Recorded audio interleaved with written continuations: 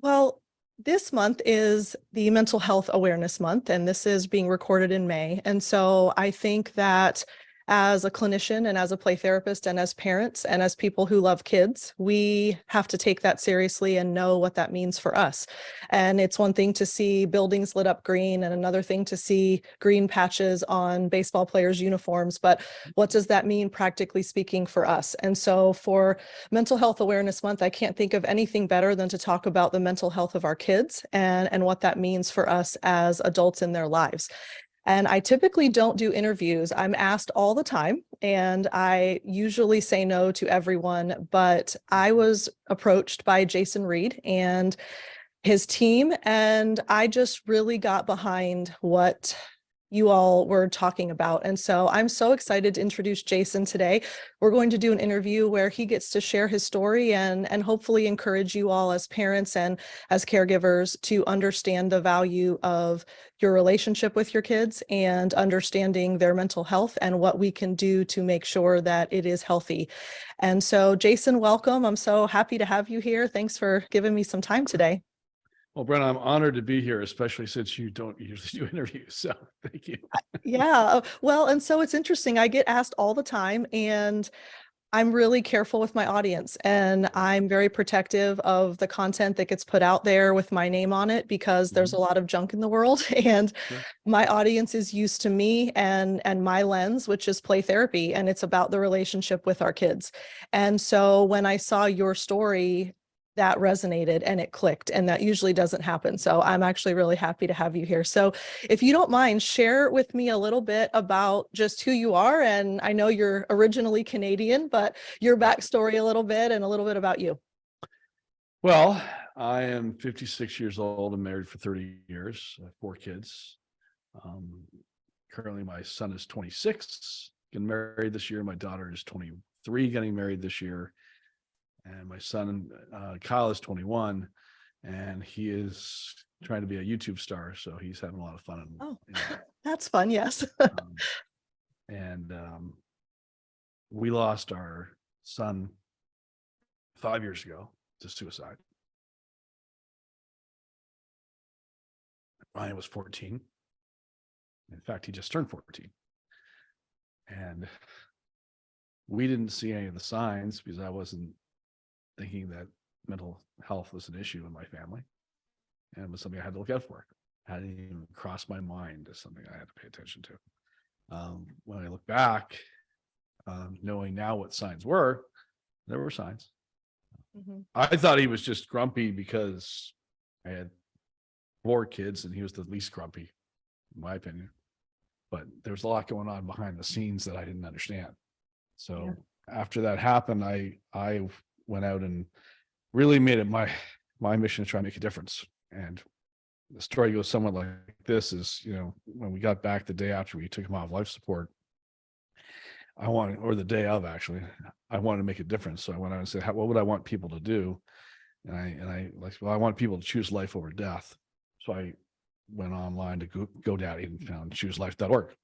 And I'm like, well, that's available. That's weird.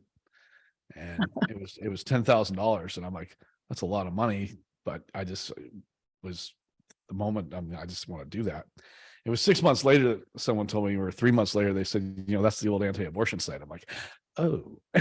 I remember that. I remember that campaign. Yeah. And it actually worked fine for a few years, because until this last 6 months ago when things started heating up again. But when I launched that, I was very angry at the world, and a bit arrogant, probably very arrogant. And my mission was to end teen suicide by the year 2030. And I thought, well, everybody's doing this wrong. I'm a business guy. I built all these companies. I do all this stuff. I'll fix it. As I got into the space, I realized there's a lot of really, really good people, amazing people are working really, really hard to try to make a difference. And they're fantastic at what they do. The challenge is there's just not enough of us. Yeah. There's not enough therapists. There's not enough doctors, not enough psychiatrists, not enough, you name it, there's not enough of them. Right. And we are in the middle of the greatest mental health crisis we've ever been in. So I went on to, I did a couple of TEDx talks. I did a Goalcast. I did a movie called Tell My Story, and COVID hit, and I was speaking via Zoom as much as I could. And now here's where we've landed, right? We landed in where I said is what we all agree is the biggest mental health crisis of our kids' lives, of our history, and it's hitting adults the same way. So, I kind of pivoted away from talking about suicide, because the reality is the chance of your son or daughter or child, cousin, nephew, whatever, is dying of suicide it's a small number. I mean, it's a big number. It's the second biggest killer of kids, but 8,000-10,000 kids a year is a big number, but a small number. So the chance of that happening to you is probably not going to happen. I hope not. I really do. But 40% of the kids today are experiencing some kind of, depending on what stats and where you want to get your stats from, it could be higher, it could be a little lower, but 40 is a good medium number, are experiencing some kind of dramatic depression or anxiety issues. And they're really struggling. So the chance that your child or someone is struggling and maybe not even telling you is a pretty big number. And that's no way to live, being depressed, being anxious. And we need to do something about it. So my pivot has really been towards, we started tellmystory.org. I did another film called What I Wish My Parents Knew, which is a 45-minute documentary where I just interview kids talking about their mental health.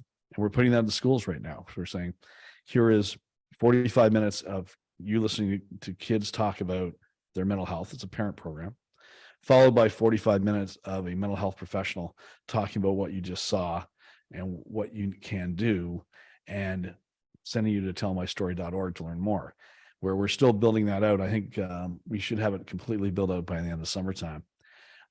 It's got great resources now, but it'll have better resources.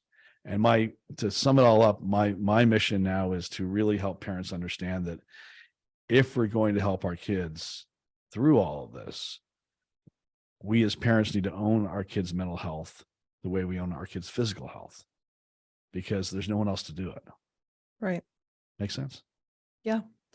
Well, thanks for sharing that. And, as I've done a peripheral deep dive, I suppose, into the stuff that you've put out there and just your content and your videos and your interviews and things like that, your TED Talks, I watched both. And I think the theme that I'm seeing across a lot of those is several things. So I think first, it's easy to not know what you don't know and live in naivete, I suppose, to where we're not recognizing things that if we knew what we should be looking for, we would see it right away.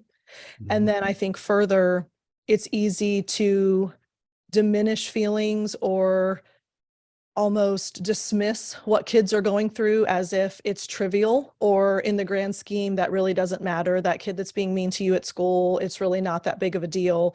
You lost your girlfriend or your boyfriend to a breakup and you'll be fine. Everyone has broken hearts.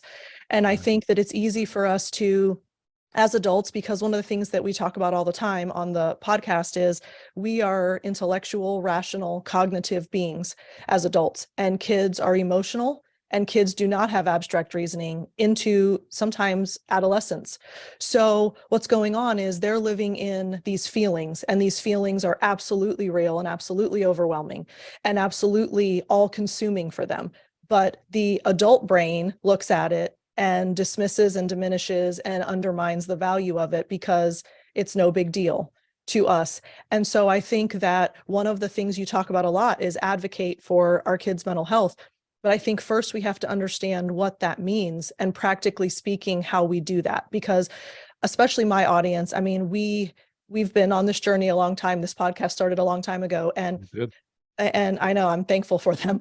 So we talk a lot about the relationship with our kids, and that is at the heart of everything. That's the play therapy model. That's the model of this podcast. Everything is through that lens.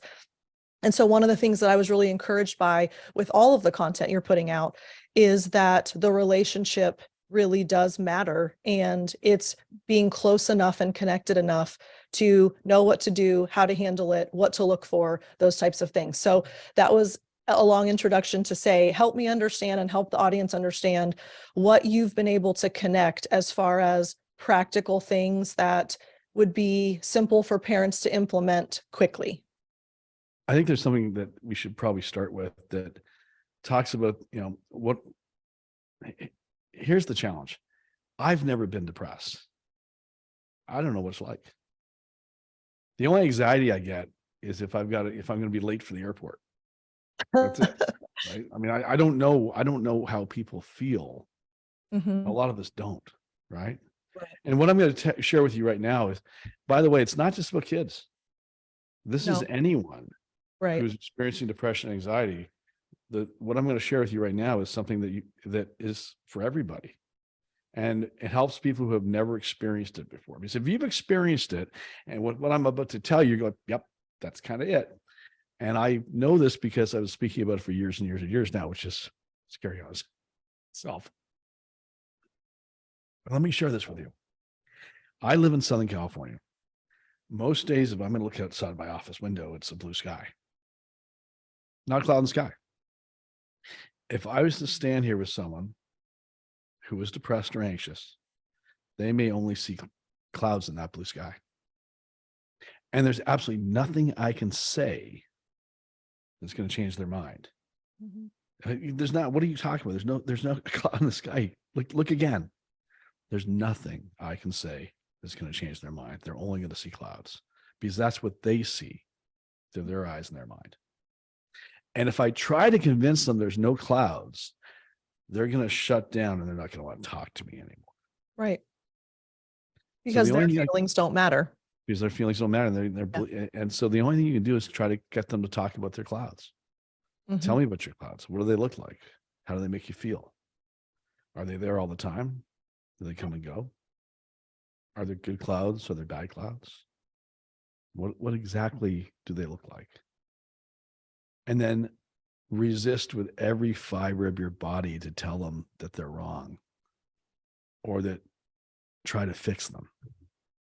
Because here's the thing that most people don't understand about depression and anxiety. The more you talk about it, the better it gets. Yep. The more you share, the better it gets. The more someone tells you how to think, the worse it gets. So parents, myself included, and husbands, by the way. It's harder for dads. I get it. It's harder for dads. We all try to fix stuff, right? So, for every husband and wife on this journey with you, how many times has a wife said to a husband, I just want you to listen. Don't fix my problem. I don't need you to fix my problem. I just want to get it off my chest. Yes. Right. I've said that several times, I'm pretty sure. And as you're kind of glancing over your husband right now, I get it. Right. I do the same thing. But why do we do that? Right. We do that, and wives do that too. But why do we do that? Because we want to help. Yes. We want to take away the hurt.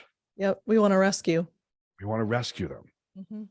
So when you try to do that to somebody who is depressed or anxious, what you end up doing is you drive them away from you. And you drive them deeper into that depression and anxiety. And it's so counterintuitive. I get it, right? You're going, no, I know my kid, I'm going to fix him. I'm like, you know your kid, but you don't know this part of your kid. Yeah. And you need to get them to talk and release that pressure. It's like on a pressure cooker, right? You remember those old school pressure cookers, the pressure's building up, building up, building up. You need to release that little valve at the top, and all of a sudden things get better. Yep. And that's what people who are depressed and anxious, they just need to release it. They need to share it. They need to talk about it and not be fixed, because you can't fix them. Yeah. Well, and they have to be able to get to that point on their own, and not solely, but with the support of other people. We talk a lot about the guide rails, right? So in the playroom, we talk about the therapeutic guide rails. In the podcast, we talk about the parental guide rails. And the goal is the child is moving toward health and healing with those guide rails to kind of come alongside and support. But the guide rails aren't getting you further down the track. It has to be the child or the teen doing that work. And so there's a lot of things that have to fall into place. And I'm reminded of our skill that we talk about a lot, which is reflecting feeling. And one of the things that we talk about in that is we can't try to distract the child. We can't try to dismiss the feeling. We can't try to get them to believe or think something differently. We sit in the pocket of the feeling, and we are essentially saying, I'm here, I hear you, I understand, and I care. And so I can't fix it. I can't rescue you. I can't solve the problem. I can't make you happy. I can't do any of those things, but I can validate how you feel, and you will figure out how to get yourself out of that with the support and the understanding that someone hears you and understands. And I mean, that really resonates with our skill of reflecting feelings that we talk about a lot. Mhm. So help me understand, one of the phrases I hear you say a lot is the world has changed, or this Mhm. isn't the world that we grew up in. So help our audience understand what you mean by that and what the implications are. Well, your audience is probably a little bit younger than I am, right? I'm, like I said, I'm going to be 56 this year. So, but here's what it's like when I grew up. When the phone rang, it was attached to the wall Yep, with a cord. with a cord. And my father would answer it. He would then decide if you were allowed to speak on the phone, how long you were allowed to speak on the phone for, and he would stand there while you spoke on the phone. Mhm. When I grew up, there were a couple of TV channels when I was 13 or 14. That was it. You watch a couple of shows, you go outside and play. We didn't know anything about the news.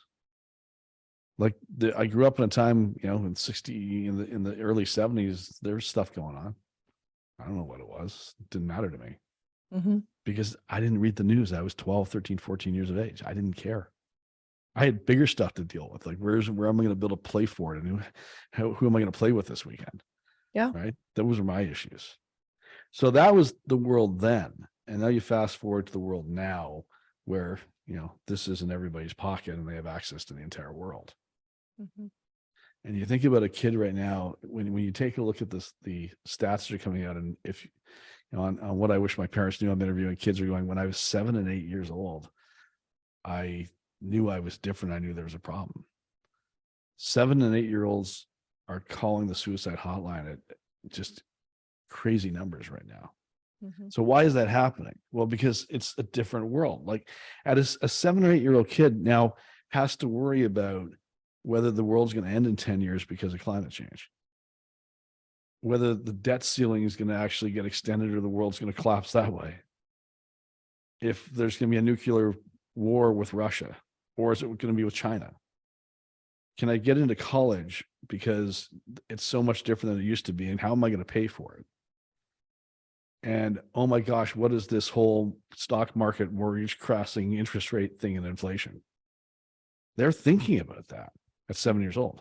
So if any anxiety they had about the fact that their friends ditched them on the weekend is now compounded by all the stuff that makes it feel almost impossible for some of them to move on. Yeah. Heavier. And we're all struggling with the same thing, right? We're those same issues that I just brought up to you, everybody's thinking about. And we're struggling with whether or not what's really going to happen. But imagine your 7, 8-year-old, 12-year-old child who's seeing the same stuff you're seeing. Again, my father read the news. I didn't.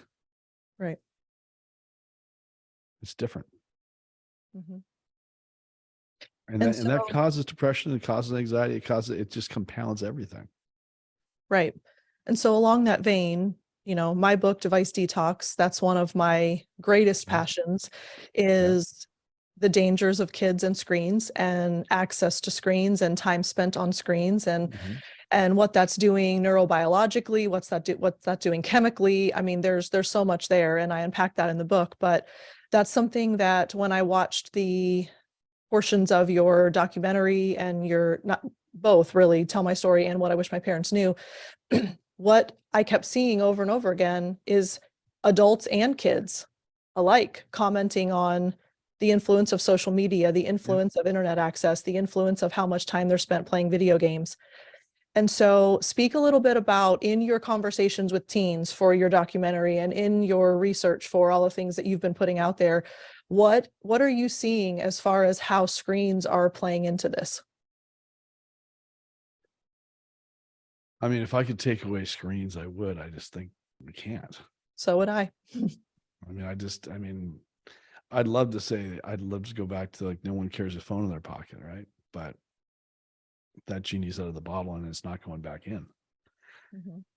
I can tell you, when you actually have conversations with kids and they're raw and they're real and they're vulnerable, they all know Instagram's terrible for them. Yep. They all know TikTok's terrible for them. Snapchat, if it's still around, I have no clue. Yep, it is. My kids talk about it all the time in sessions.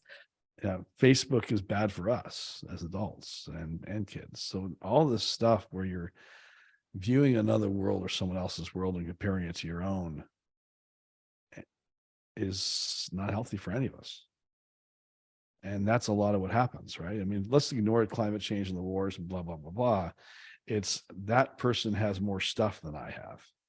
That person has a happier life than I have. And what Instagram and all this stuff doesn't show is that when you really take a look who is depressed, who is anxious, and who is unfortunately suicidal amongst teens, it has nothing to do with how famous you are on Instagram. I mean, kids who are struggling, the quarterback and the head cheerleader and the prom queen and the prom king are struggling at the same rates, if not even greater rates in some ways than the kid who's not. We all think it's like this is the challenge, right? This is what I missed with Ryan. Ryan was class clown. He was good grades. He was great. I didn't think there was anything wrong with the kid, but deep down he was struggling and not sharing it. So that we're all shocked by when the quarterback does something terrible or is depressed or takes their life, but they're struggling the same way the rest of us are, because we're all the same. Deep down, when you get past the shell of whoever we look like, we're all the same, right? We are all vulnerable. We're all scared. We just may not show it the same way. The bully that you're so angry at, and I'm not saying you shouldn't be that angry at your bully, might have deeper issues than you even have a clue about. Yeah. A lot of bullies struggle more than, and that's why they're bullies, right? That's exactly right. They're worse off than the rest of us. The people who are the hardest to love need love the most, usually. Yeah. I mean, you know that better than I mean, you know, that's what you do for a living. Yeah. So yeah, it's an education thing. It's a conversation thing from my mind. What are you doing to talk to your kids about social media? What are you doing to talk to your kids about what they see in the world? What does your dinner conversation consist of? Are you having dinner conversations where you can actually sit down and talk about, okay, what did you see on Instagram? What did you see on Facebook? What was that on Snapchat? Do you understand? Like, what do you feel about that? Well, how does it make you feel when you see that? And how should you feel when you see that? Yeah. I mean, And it's interesting. The press is, I mean, I would also eliminate, I don't want to sound, communist, but the way the press deals with stuff right now to try and just get clickbait and ratings is not helping any of us. No. This whole deal with the debt ceiling crap that's going on right now, it's like, does anyone really believe that the United States is going to not solve the debt crisis? That we've solved it every time for the last 50 years, 100 years. We'll solve it again, and we're not going to default on our debt. But the news makes it sound like we're all going to go into some major issue and blah, blah, blah, blah, blah. It's like, I wish we could fix that. Mm-hmm. Well, and I think too, one of the struggles is finding the balance, right? So it's not only we need to have conversations if our kids have screens and they have access to the internet and social media. And I mean, I suppose most teens do, even if it's not on a phone, they have access at school, they have access with their friends. So I mean, they're going to be able to see it.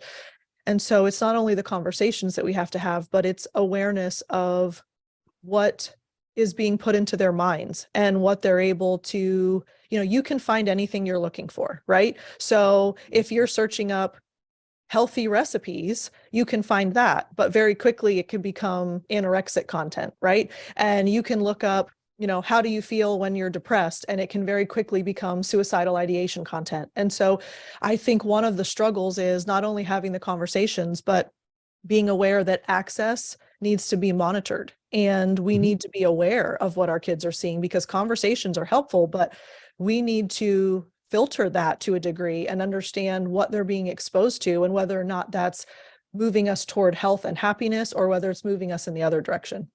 Well, I always talk about people, when you want to talk to your kids, just don't barge into their room, because that's the worst time to actually try to have a conversation. But that's the only space they have, right?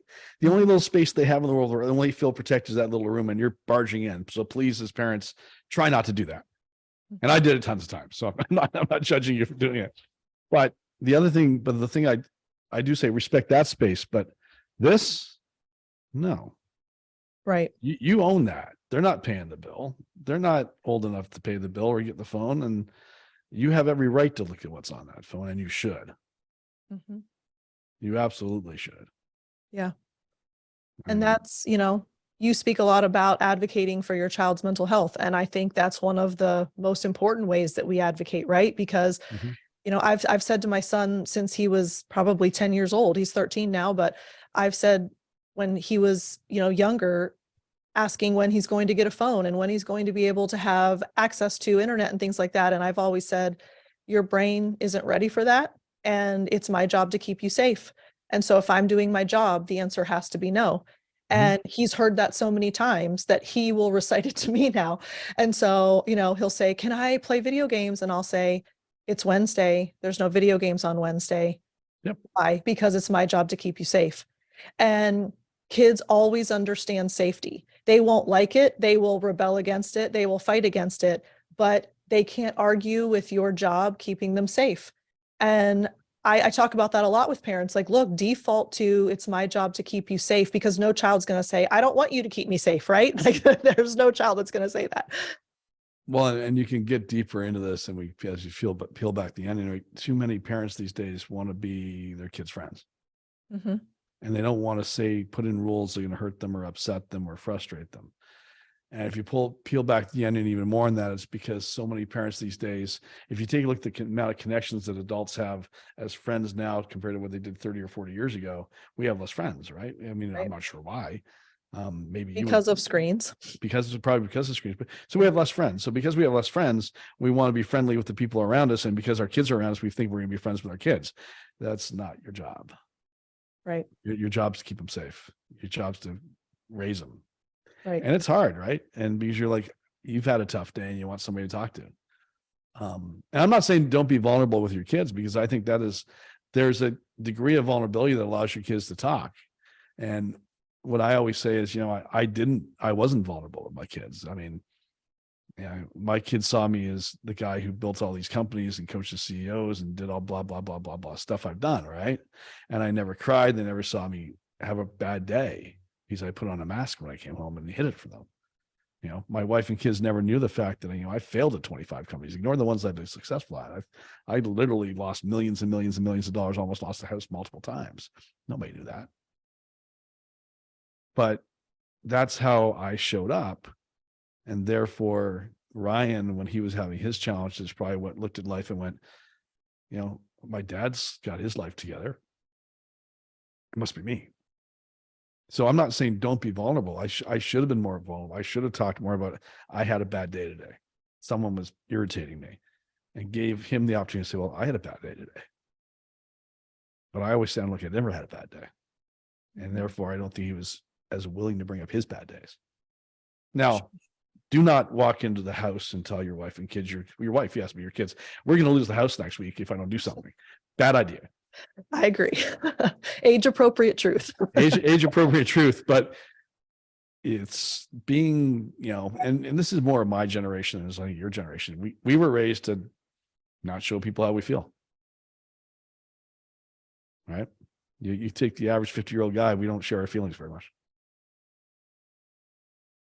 Well, and I think that speaks to a lot of cyclical and familial patterns, right? Because we talk about this a lot on the podcast. We typically either parent the way we were parented, or we decide we had some issue with the way we were parented. So then we try to about face and do something completely opposite, but usually the complete opposite is also unhealthy. So like, my dad was too strict, so I'm going to be a doormat that, my kids walk all over. I'm going to go free range parenting. Yes. So there's usually, I parent the way I was parented, or I do a complete 180, and then I'm probably not parenting well on the other end of the spectrum either. And I think, to speak to, in your generation, Gen Xers, they have a very unique perspective on the world, and it's question authority, and it's, be the hackers and the defectors and all of that.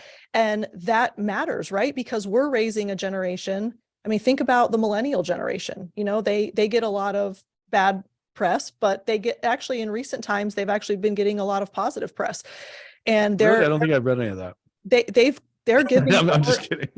this is what fascinated me. I'll give them credit. They are giving more generous tithing and donations and giving than any other group in the world right now. They are giving more of their money away for good causes than any other generation. And so here's what's fascinating to me. You know, we have to keep in mind that the way we were raised, the generation in which we grew up, our family dynamic, all of that influences the now. And sometimes we don't make those connections, right? And so I think it's powerful to say, look, I grew up and, you know, my dad monitored who I talked to on the phone and for how long. And if he said no, that was it. And therefore that influenced the way you parent, right? And then it's recognizing, but I'm missing the connection. I'm missing the vulnerability. And that's one of the things that we talk about a lot. So the illustration that we use is everyone avoids vulnerability at all costs. Just human nature. It's not comfortable being vulnerable. And so when we demonstrate a negative emotion, it's almost always anger to mask the reality of what we're feeling. So we present as angry or aggressive, but the reality is it's that we're embarrassed or we're guilty or we're ashamed or we're disappointed or we're frustrated or we're something else. And so to speak to vulnerability, you know, kids avoid vulnerability too. Absolutely. So when we are trying to connect and we're trying to relate, and there's these moments that are taking place that are really have the potential to be meaningful, vulnerability has to be involved. And that's difficult on all sides. But the only way that happens is through trust and acceptance and relationship. And that's one of the things that, you know, we talk about a lot on the podcast is the relationship is at the heart of everything and everything else flows out of that. So, you know, I think it was really important to address the fact that we need to be approachable, right? We have to be vulnerable so that our kids see that our emotions are the same as theirs and our experiences are the same as theirs. And that opens up conversations more readily than if they feel like we don't have that connection with them.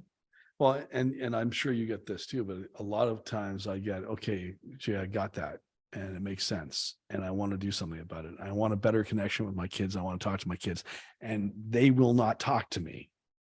Mm-hmm. They won't talk to me. So tell me how to talk to my kids.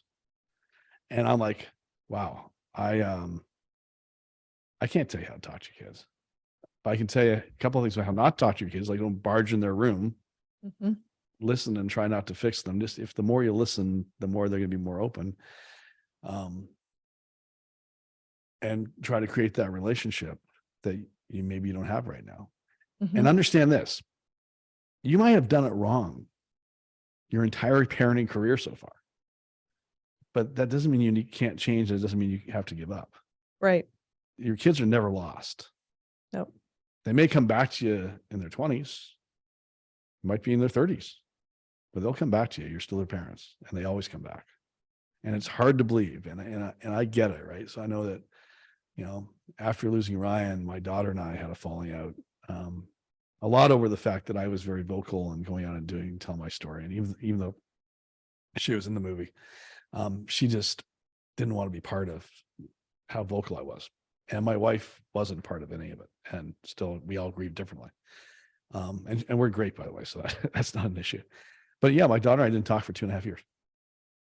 And she had every reason to believe that all of her challenges in her life were because of me. And maybe she was right.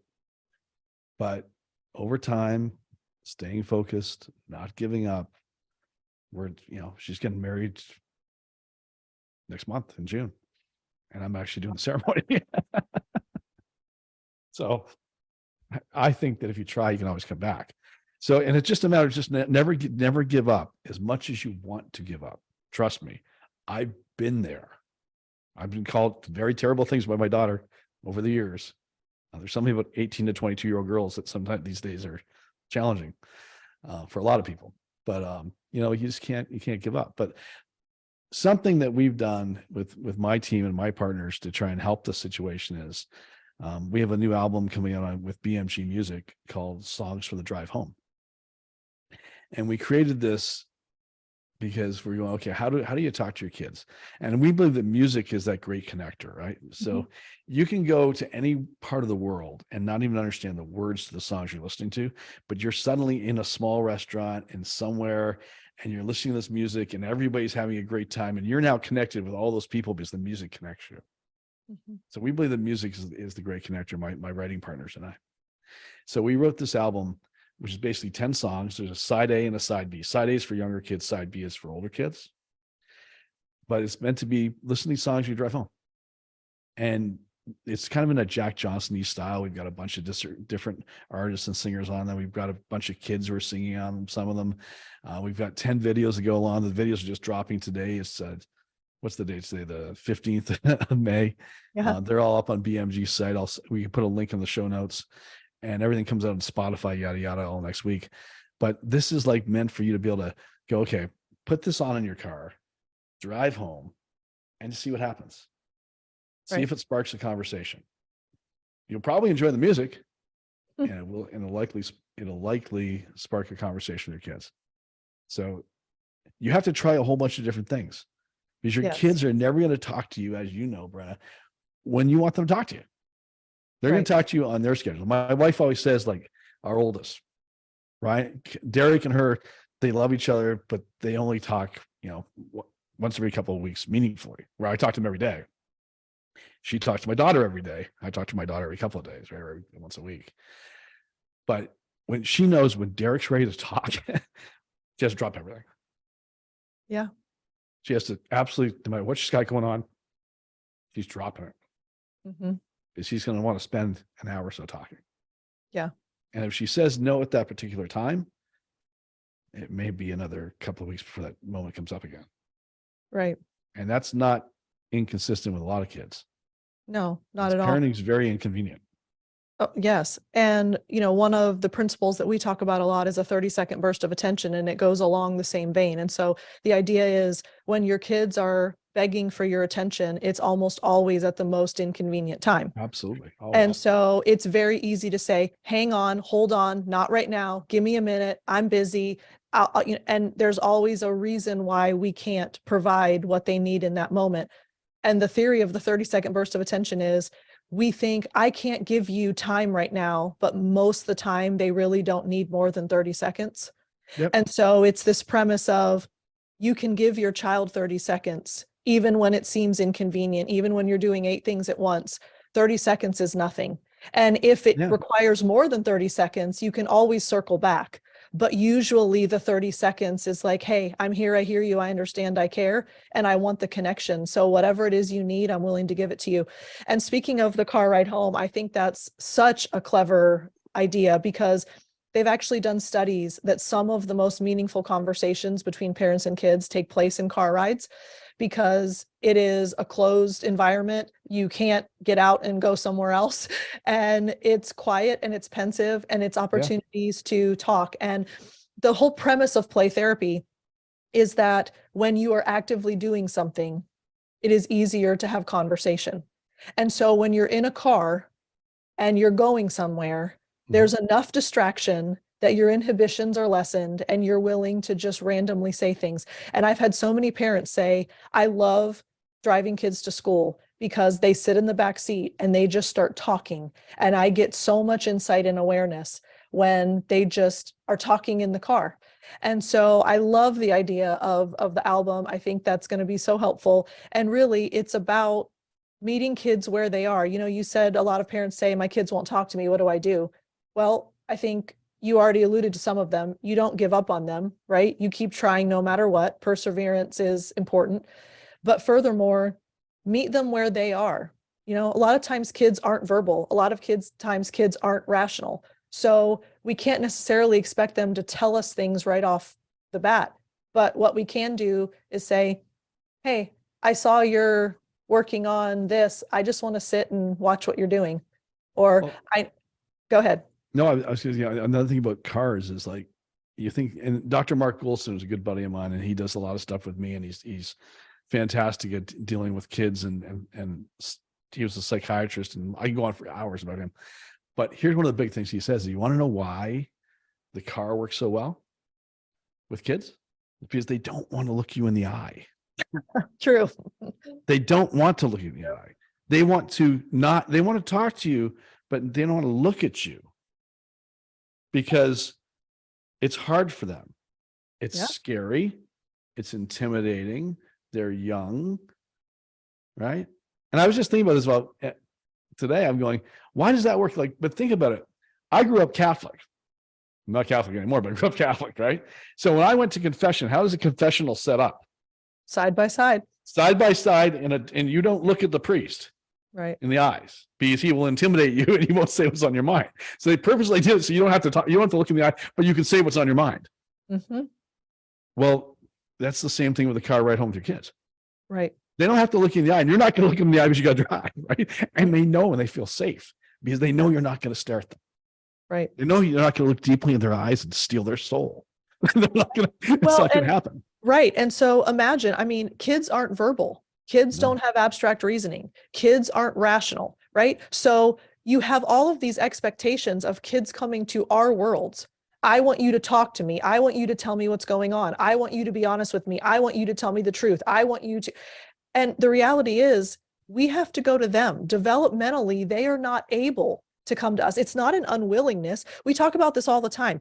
A lot of parents will say, well, they just refuse. No, they're not able to. It's not an unwillingness. Developmentally, they're not there. So if we go to them and just give them the space to feel and to express whatever they want to express, it doesn't always have to be verbally. It doesn't always have to be in conversation, but they're not opposed to it. And so you give them an environment like a car ride where it's not so intimidating and overwhelming, and they're a little bit more likely to be vulnerable with what they actually want to share. The whole dynamic shifts. And the cool thing about kids and parents and relationships is that the micro experiences add up to the total. And so there's, in psychology, we talk about you have to have 7 positive things to outweigh a negative. And so that's just kind of like a general rule of thumb. If you've had a really negative experience, you need 7 positive ones to counteract it. So you might have had some negative experiences where there was no conversation, where it was frustrating on both sides, where there was an argument, there was something. But if you have 7 positive micro experiences, all of a sudden the kid's going, yeah, I don't actually mind talking to mom and dad anymore. I don't actually mind having those moments and sharing what's going on because I've had enough positive experiences where I'm realizing that it's not as bad as I thought. And those are huge for kids because one experience begets the next. Absolutely. I mean, look, it's hard raising kids. Yeah. And it's not hard raising kids at the same time. True. And it's just about recognizing that, we all make mistakes. We're going to screw up. We're going to say the wrong thing at the wrong time. That's part of being human, and just never give up and keep trying. Mm-hmm. If you're coming from your heart space and all about love, then eventually it's all going to work out. Yeah. And put down the damn phone at the dinner table because that's not the place for it. Right. And have a dinner. I mean, this is the thing that I wrote a book called Dinner Conversations. When everybody was younger and Ryan was around, we would have a dinner and we'd all just tell funny stories. And then we'd pick the funniest story of the night. And I would post that on Facebook because I like Facebook for fun stuff. And then we'd like to see who would comment on the funny story that we posted. It's always, so we'd all vote on who had the funniest story at the dinner table. And that became like a little game we'd play. Right. And then I would have lost every night, Jay. I'm just letting you know. I don't think I would have ever won the funniest story of the night. My wife never won. My wife would sit back and just like it was always me and the kids, right? But it was like what it is. I get it. And so after years of doing that, I think it did for like 5 years, and people come like, you need to turn this into a book. So Ryan, his last summer, I had him download as his job for the summer all of the stuff, all the Facebook posts, we turned into a book called Dinner Conversations. And I'm not suggesting you go buy it, and that's not my point here. My point here is that I loved how we grew up as a family. There was no TV on. I always had music in the background because that's my thing. But we never had a TV going. We never had an iPad at the dinner table. You never had a phone at the dinner table. And dinner was never a rush to finish dinner and move on. Dinner was always an hour and a half. I mean, and we all talk and we tell stories and we laugh. And that was, for me, one of the most important things about being a dad is getting people around the dinner table and making them talk. Yeah. And having stories. Mhm. Because as humans, we weren't meant to be here. We were meant to be around a campfire telling stories. That's who we are. We've only been this for, I don't know, 20 years, whatever the hell it's been. But Yeah. we were meant for our entire history to be gathered around as a family telling stories. We're storytelling. We are the storytelling animals. Mm-hmm. And when we don't tell stories, we're not true to ourselves. And I believe that is messing with our brains and messing with how we developed, because we don't have those human connections anymore. Mm-hmm. And you can create that around your own dinner table. Right. And your kids will fight you on it. If you're going to say, Jay, you understand, every dinner table, the kids are texting and I'm texting and my wife's texting. And it's great. It's not easy, right? It's not easy to say, I'm going to stop that, but it's right. You could say I've smoked my entire life. You know it's not right. So when you stop, it's probably hard, but you know it's best for you. You can say I've drank my entire life, and you say, well, maybe you should stop and it'd be better for you. This is the same thing. It's an addiction. Being on your phone around your family is an addiction that you can change, and you'll be better off for it. Right.